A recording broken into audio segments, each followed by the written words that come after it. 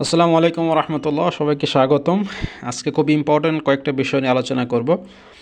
আজকে আমরা দেখব যে ঢালাইয়ের আগে আসলে কি কি বিষয় আমাদেরকে চেক করতে হয়। তো সেই বিষয়গুলোই আজকে আমরা তুলে ধরব। আমরা কলাম চেক করব, ফুটিং চেক করব এবং ঢালাইয়ের জন্য যে সমস্ত জিনিস প্রস্তুত করতে হবে, কিভাবে ঢালাই দেব, সব কিছু ইনশাআল্লাহ এই ভিডিওতে দেখাবো। তো প্রথমে আমরা ড্রয়িং দেখি। এখানে আপনারা দেখতেই পাচ্ছেন যে আমাদের এই যে চারটা পাইল ক্যাপ, সেটাই আমরা আজকে কাস্টিং করবো ইনশাআল্লাহ। এখানে সবগুলো PC2। তো আমাদের এই চারটা পাইল ক্যাপেরই সাইজ 8 ফিট বাই 3.5 ফিট। আর এটা হচ্ছে আমাদের কলামের গ্রিড লাইন। তো আমাদের কলামগুলো ঠিকমতো বসানো আছে কিনা, ফুটিংয়ের সাইজ সব ঠিক আছে কিনা, so A to Z before casting কী কী বিষয় চেক করতে সেগুলো আমরা দেখব। তো আমি প্রথমে আমাদেরকে কলামের যে রড কয়টা করে বসবে সেটা একটু আমরা দেখাই ড্রয়িং থেকে। ড্রয়িং এখানে আমাদের দুইটা কলাম C2 এবং C4। C2তে আমাদের এখানে দেয়াই আছে যে 12/18 হবে কলাম সাইজ, আর রড বসবে টোটাল 12টা, 8টা 20 মিলি, 4টা হচ্ছে 16 মিলি। আর আমাদের C4 যে কলামটা বসবে সেখানে আমাদের সাইজ হবে 12/20, আর এখানে 12টা 20 মিলি রড দেওয়া আছে। তো হোপফুলি আমরা সাইটেও আমরা সেভাবেই দেখতে পারবো। তো আমরা সর্বপ্রথম কলামের সাইজটা চেক করব যে কলামের সাইজ ঠিক আছে কিনা। তো আমাকে সাইজ দেখাচ্ছেন আমাদের এই এখানকার এক মিস্ত্রি। তো এখানে দেখা যাচ্ছে আমাদের কলামের সাইজটা হচ্ছে, যেহেতু আমাদের কলামটা হলো 12/18 সাইজ, তো এখানে 12/15 দেওয়া আছে। রিংয়ের আউট টু আউট 12/15, আর এই পাশে আছে 9। তার মানে আমরা 1.5 ইঞ্চি যদি ক্লিয়ার কভার রাখি তাহলে 1.5 3, তাহলে 15 আর 3 18, আর এদিকে 9 আর 3 12। তাহলে আমাদের কলাম সাইজ ঠিক আছে। তো এখন আমরা চেক করব হচ্ছে আমাদের ফুটিং সাইজ ঠিক আছে কিনা। আমরা আপনাদেরকে দেখিয়েছিলাম যে আমাদের ফুটিং সাইজ হচ্ছে 8 ফিট বাই 3.5 ফিট। তো সেটাই এখন আমরা দেখব যে আমাদের ফুটিং সাইজ ঠিক আছে কিনা। তো এখন এখানে আমরা দেখতেছি যে আমাদের ফুটিং সাইজ, হ্যাঁ, 8 ফিট আছে। তো আমাদের ফুটিং সাইজ এদিকে লং ডিরেকশন এটা 8 ফিট আছে, আর শর্টার ডিরেকশন আমাদের 3.5 ফিট হওয়ার কথা। সো হ্যাঁ, 42 ইঞ্চি, তার মানে আমাদের 3.5 ফিট আছে। তাহলে আমাদের ফুটিং সাইজ এটাও ঠিক। আমাদের এখন আমরা ডায়াগোনালটা চেক করব যে আমাদের ফুটিংটা স্কোয়ার একদম অ্যাকুরেটলি বসানো আছে কিনা। তো আমরা এখন ডায়াগোনালটা চেক করব, অর্থাৎ কোনাকুনি কোণ আমরা মেজারমেন্ট করব। যেভাবে আমরা যখন গ্রিড লাইন দিই কোনো একটা বাড়ির, আমরা স্কোয়ার শেপ আনার জন্য যেরকম কোনাকুনি আমরা মেজারমেন্ট করি, যে উভয় কোণ যদি আমার সমান থাকে তাহলে এটা আমরা স্কোয়ার হিসাবে নির্ধারণ করি। তো সেই ক্ষেত্রেও আমরা ফুটিংয়ের ক্ষেত্রেও আমরা ডায়াগোনালটা চেক করব যে আমাদের ডায়াগোনাল ঠিক আছে কি না। দেন যদি ডায়াগোনাল ঠিক থাকে তাহলে আমরা বুঝতে পারবো যে হ্যাঁ, আমাদের এটা 100% ঠিক আছে। তো আমাদের এখানে আছে হচ্ছে 104-এর মতো। সো এদিকে যেহেতু 104 আছে, সো আমরা এখন দেখব যে আমাদের এই পাশটাতে 104 আছে কি না। যদি 104 থাকে তাহলে আমরা ধরে নেব যে আমাদের হ্যাঁ, ফুটিংটা অ্যাকুরেটলি ঠিক আছে। তো আমরা একটু দেখি যে এখানে কত আছে। তো আমরা একটু জুম করি দেখি। সো আমাদের এখানেও 104 আছে। দ্যাট মিন্স আমাদের কোনাকুনি কোণ কিন্তু একদম পারফেক্টলি ঠিক আছে। তো যেহেতু আমাদের কোনাকুনি কোণ ঠিক আছে, তার মানে আমরা ধরে নিতে পারি যে আমাদের এটা পারফেক্টলি স্কোয়ার। আর আমাদের মাটাম 12 ইঞ্চি, সেটা আমরা চেক করেছি যে 12 ইঞ্চি মাটাম আছে আমাদের ফুটিংয়ের। আর কলামের যে মাটাম সেটা আছে 18 ইঞ্চি। সো সেটাও আমরা এখন দেখব, হ্যাঁ, এটাও 18 ইঞ্চি আছে।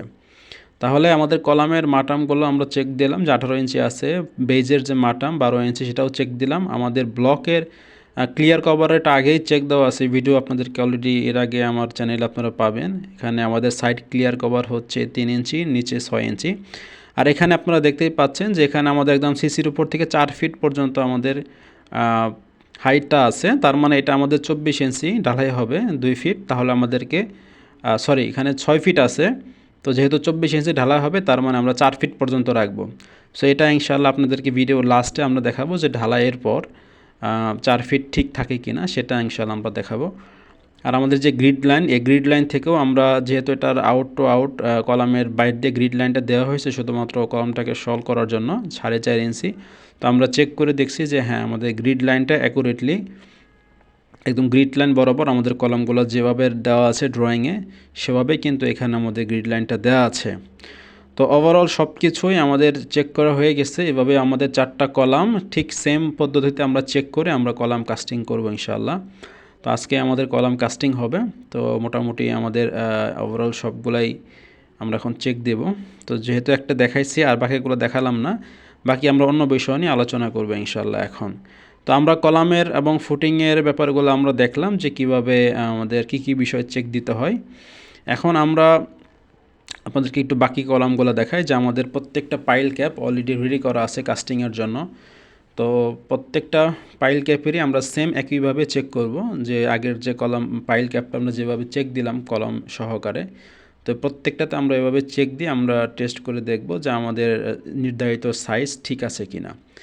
সো এখন আপনাদেরকে দেখাবো যে ঢালাইয়ের আগে আসলে কী বিষয় আমাদেরকে প্রস্তুত করতে হয়। আপনারা দেখতে পাচ্ছেন আমাদের এখানে মিক্সার মেশিন রাখা আছে এবং আমাদের আজকে সকালে ফ্যাক্টরি থেকে সরাসরি সিমেন্ট আসছে। সো সিমেন্ট একদম পিওর, আর এখানে আমাদের স্টোন রাখা আছে এবং লাল বালু রাখা আছে।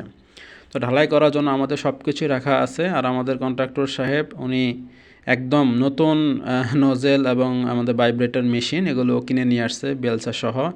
ইভেন আমাদের যে টুকরি যেটা আমরা বলি যে ডিশ দিয়ে যে আমরা খোয়া দেয় সেটাও একদম নতুন করে নিয়ে আসছে। তো বুঝতেই পারতেছেন কন্ট্রাক্টরের মাশাআল্লাহ পাকুরে অনেক টাকা পয়সা আছে। তো যাই হোক, তো আপনাদেরকে আমরা নজলটা দেখাই একটু, যে এই হলো আমাদের নতুন নজেল সাইটের। সো এটা দিয়ে আজকে আমরা ইনশাআল্লাহ ঢালাই কাজ পরিচালনা করব এবং যতদিন না পর্যন্ত এটা নষ্ট না হয় ততদিন পর্যন্ত আমরা ইনশাআল্লাহ এই নজেল দিয়ে ব্যবহার করব। তো আমাদের মোটামুটি এখন সব প্রিপারেশন নেওয়া কমপ্লিট। আমাদের যা যা প্রয়োজন সব কিছুই অলরেডি প্রিপারেশন করা হয়ে গেছে। তো আমরা একটু আপনাদেরকে দেখাই যে আমাদের এখানে একটা বিষয়, সেটা হচ্ছে আজকে ঢালাই কত রেশিওতে হবে। যেহেতু আমাদের এটা গ্রেড বিম ফুটিং আর কলাম, তো এখানে 4000 PSI দেওয়া আছে, তার মানে আমাদের মিক্স রেশিও হচ্ছে 1/2। তো সেই হিসাবে আমরা এখন সিমেন্টটা মেজারমেন্ট করব যে আমাদের এক ব্যাগ সিমেন্টে কতটুকু আমাদের হয়, কত টুকরি বা কত ডিশ আমরা সিমেন্ট, সেই হিসাবে আমরা হিসাব করব। তো এখানে মূলত দেখা গেছে যে এক ব্যাগ সিমেন্টে আমাদের এখানে অলরেডি 2টা ভরে গেছে ডিশ। তো আমরা আরেকটা ডিশ নিয়ে আসব, সেটাতে আমরা ইনশাল্লাহ এখন দেখব যে আমাদের টোটাল কতটুকু আসলে আমাদের সিমেন্ট প্রয়োজন হয়। তো এখানে আরেকটা ডিশ আনা হয়েছে এবং সেটার মধ্যেও সিমেন্ট ঢালা হচ্ছে। তো যতটুকু মনে হচ্ছে যে আমাদের 3টা ডিশেই আমাদের সিমেন্ট হয়ে যাবে কমপ্লিট, আর লাগবে না। তো যদি আমাদের 3টা ডিশ সিমেন্ট হয় তাহলে হিসাব করে দেখেন যে আমাদের যদি 1/2 রেশিও হয়, তাহলে আমাদের এখানে আমরা 3 × 1.5 দিয়ে যদি গুণ দিই তাহলে 4.5টার মতো আমাদের বালু আসে। সেক্ষেত্রে আমরা 4টা ইউজ করব। আর আমাদের প্রায় 60টার মতো আসবে, সেক্ষেত্রে আমরা 60টা খোয়া ইউজ করব। তো যেভাবে আমাদের দেয়া আছে ড্রয়িংয়ে, আমরা সেভাবে ইনশাআল্লাহ এখন মিক্সার মেশিন দিয়ে আমরা কাজ করতেছি।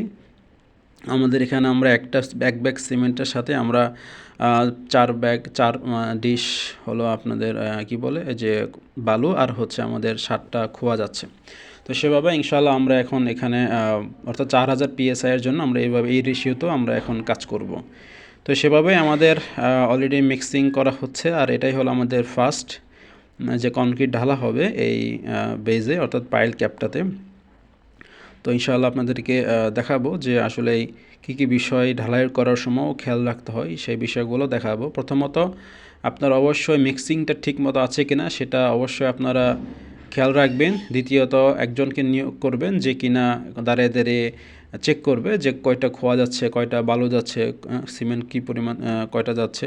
তো এই সবগুলা কিন্তু অবশ্যই আপনাদেরকে খেয়াল রাখতে হবে।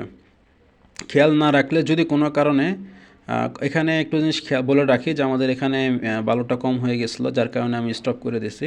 পুনরায় তারা এখন নতুন করে আরেকটা বালু ইউজ করতেছে এবং সেই বালু দিয়ে কিন্তু তারা পুনরায় মিক্সিং করছে এবং মিক্সিং করার পর আমরা ফাইনাল মনের মতো আমাদের কনক্রিট রেডি হয়েছে। দেন আমরা এখন কাস্টিংয়ের জন্য কনক্রিটটা ঢালা হচ্ছে। তো এটা অবশ্যই ইঞ্জিনিয়ার হিসাবে আপনাকে একটু চেক করতে হবে। অনেক সময় তারা একটা বালু কম দিয়ে বলে যে হয়ে গেছে। তো এটা মাথায় রাখবেন, মাথায় রাখে এবং সেই অনুযায়ী আপনারা চেষ্টা করবেন যে কনক্রিটটা পরিপূর্ণভাবে করার জন্য। তো যেহেতু উপর থেকে ফালা হচ্ছে, তো এটা একটু দেখতে লাগতেছে, কিন্তু ভাইব্রেট করার পর আপনারা দেখতে পারবেন যে আপনার এখানে রেশিওটা কত সুন্দর চলে আসে। তো আমাদের নতুন নজল দিয়ে অলরেডি ফোরম্যান সাহেব সে ভাইব্রেট করতেছে।